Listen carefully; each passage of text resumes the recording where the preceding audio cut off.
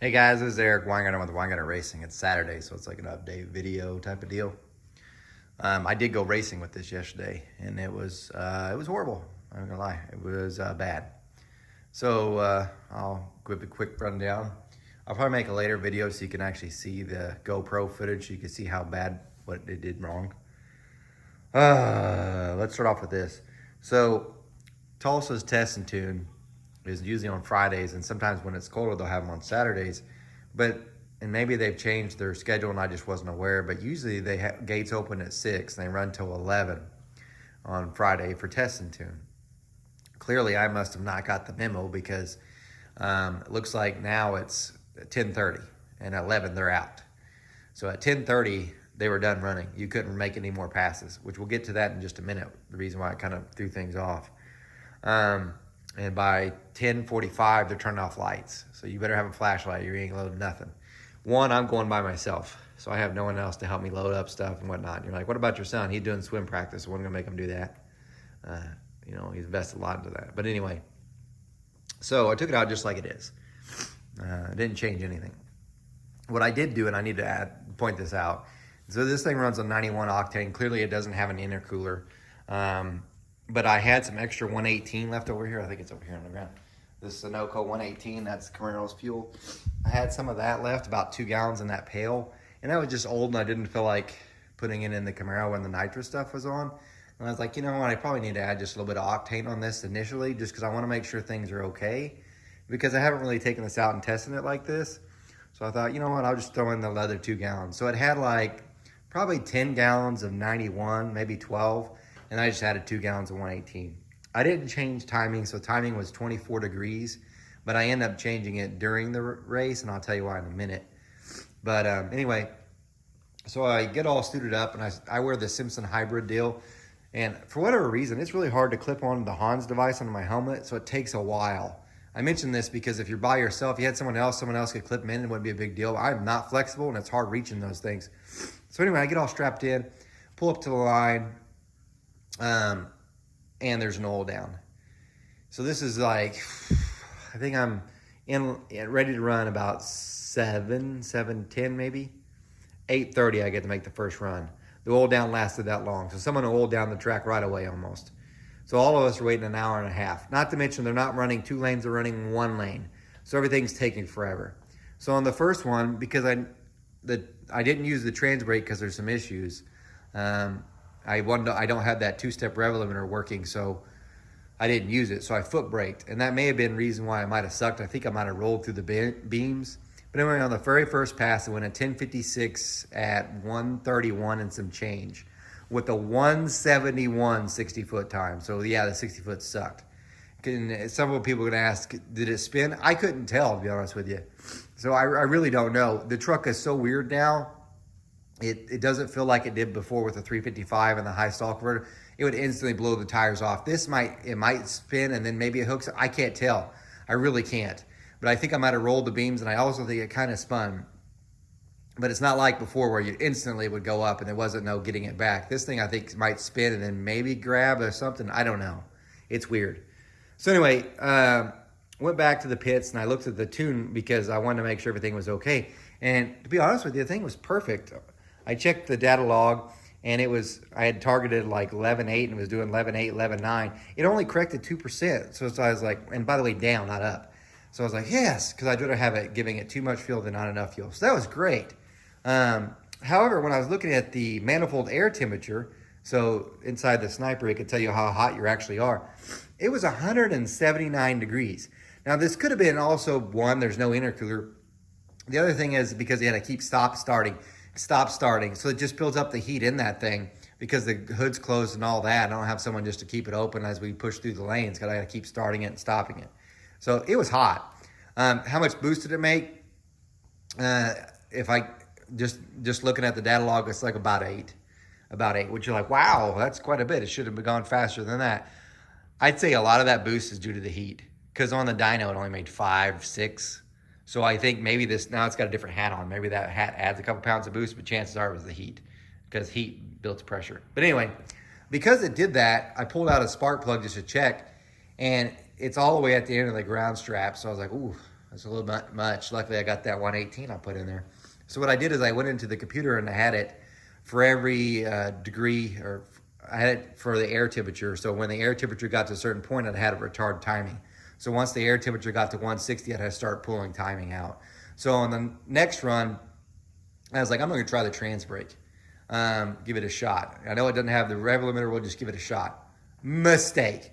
Because I'd hot wired in with a Holley sniper, and there's some electrical gremlin. I actually think it's the relay, that there's a short in the relay, because what it did, and I should have been aware of this, because last time I did a video, I told you that it kept hitting the rev limiter out of the rev limiter. I was so pissed off the sniper almost took it off. And the reason why was because it kept triggering that rev limiter, the stage rev limiter. So once I disabled that, the sniper ran fine. Well, I thought it was a sniper issue. I didn't think it was a trans brake or solenoid issue or relay issue. Well, it's a relay issue, I guess, because I turned on the trans brake, brought it up, and I was just going to let it go. I let it go, and this is where it scares the living crap out of me, and I am hoping to God I haven't broke something.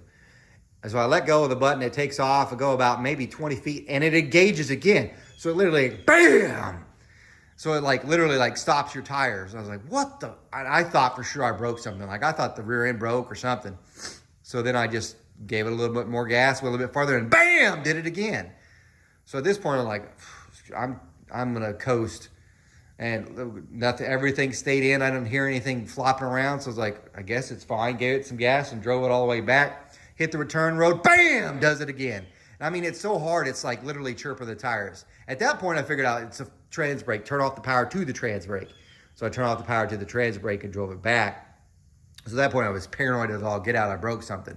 But that's what it is. So in order to fix that, what I'm going to do is I'm going to wire it like I had it before, where you have 12 volts to go to the solenoid, and it's come from the switch that's on the shifter. I'm not going to play with this ground relay bull crap with the ground stuff. No, I'm not doing that. And I'm going to run the second stage rev limiter with the MSD. It isn't going to mess up the sniper, and if it does on that tune part, I don't care, because at least it isn't going to break something. Because I swear to God, it hit so hard. It knocked out the lights on the bottom. They were dragging. The bulbs that were in here knocked those off. The screens fell off the inside. Wait till you see the GoPro footage. You'll see what I mean. It hit hard. So I was like, I hope I didn't break something in the transmission. That's my next thought. But it drove on the return home. So then I was like, you know what? I'm going to go try to make a pass. And they're like, you've got 20 minutes left. I was like, well, it's like 9:50. So I cool it down. Check the tune again. Everything's looking fine. This time I'm going to foot brake it like I did before. I suck at foot braking. And also the brakes aren't working well. I think I need to bleed them again or something, because the other thing was trying to stop it at the end. It felt like it was a lot more of a struggle. But anyway, foot braked it. It sucked. This time I could actually hear, because I listened to the GoPro footage, because I couldn't hear it in the truck. It did squeak the tires. For sure you could hear it, but it did a 193 60-foot time, so that was miserable. And went a 1080 at 130, 166. So it actually went faster, a mile an hour in the quarter and in the eighth. It went like a 105 in the eighth. But the 60-foot's killing it. The reason why it sucks is because it's 60-foot. I might be a great engine guy. I can figure out cylinder heads and stuff that I cannot do chassis stuff. And I'm firmly convinced now, these tires, these radial tires, they are faster. If you have a radial prep track, if you have a most track condition, just ain't doing it.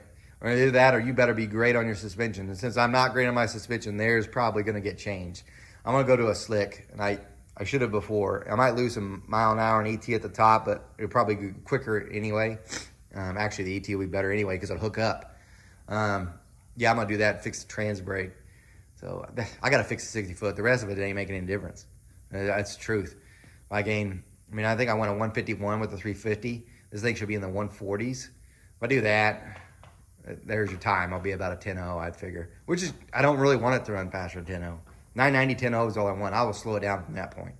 However, as far as the engine stuff, at this point, I'm seriously considering E85. Like, the pump's set up for it, and I could change all the tuning. And I know that it's got enough injector. Only because the air temperature thing is so hot, because I don't have an intercooler. I probably really should. It's kind of playing with danger. Although it doesn't make much boost. Really, not at all. So they make a smaller plume, maybe to turn it up. But I know you're like, you ramble a lot. Yes, but you want to know what happened, that's what happened. So this morning, here Saturday morning, because I was so paranoid about the whole transmission being a bad thing, I was like, screw it, I'm gonna go for a drive. So after unloading it, I just did a 20-mile drive. It's fine as far as I could tell. Maybe I got lucky and dodged the bullet. However, who knows? I could probably when it hooks up finally, I'll probably snap something was just on the verge of breaking, or it's cracked or something now. The solution, probably in the winter, and I mean really in the winter, I'm gonna pull the transmission and have it rebuilt just to make sure. Maybe the third member too. I hope to God it didn't tear up the drive shaft. I don't think it doesn't have a vibration at all, so it seems like everything's fine, but I'm probably being more paranoid. But I'd be pissed if the drive shaft gets broken. That's a carbon fiber deal. Anyway, there's your this sucked. The truck looks beautiful though. I washed it and waxed it. Probably need some of that old man tire shine stuff or whatever the shine stuff he has, because it'd probably make the thing look better. But anyway, what's coming up tomorrow is I'm probably gonna do the video on the dyno. The last time I was on the dyno, comparing the Dominator versus the 4150 with that weird spacer. So you take a 4150 intake, you put a Dominator on it, does it actually make more power? I think that's tomorrow's video. Speaking of which, you really should sign up for my channel membership. Go to my website, wengines.com, and you'll want to sign up for this reason. I'm going to get back on the dyno on Wednesday I'm going down to Dunsworth to switch heads, and Thursday I'm going to be on the dyno again. If you're a channel member, you're going to get a live update. So as I'm dynoing, which I'm probably going to bring 3 intakes because the head's going to take a while, you're going to get the live updates. Hopefully it doesn't let me down, which I don't think it will. Who knows? Who knows anymore at this point? So, but anyway, yeah, sign up for channel member, get that. Channel members actually got to saw the time slip on this. I didn't send the last one. It was really, really late. I was like, I don't want to send out a group text at 11:30 at night when I finally got done loading. I couldn't do it right after I got running because, like I said, they shut off the lights. And I, by myself, trying to load stuff, holding a flashlight is not pleasant. Anyway, guys, thanks for watching. The engine's amazing. The rest of the truck is not. It needs some work, 60-foot times. Probably the tire is the biggest thing. And I got to fix that trans brake. Anyway, you guys, I'm tired as hell, even though it's morning. You guys take care. Remember, I'm no Superman.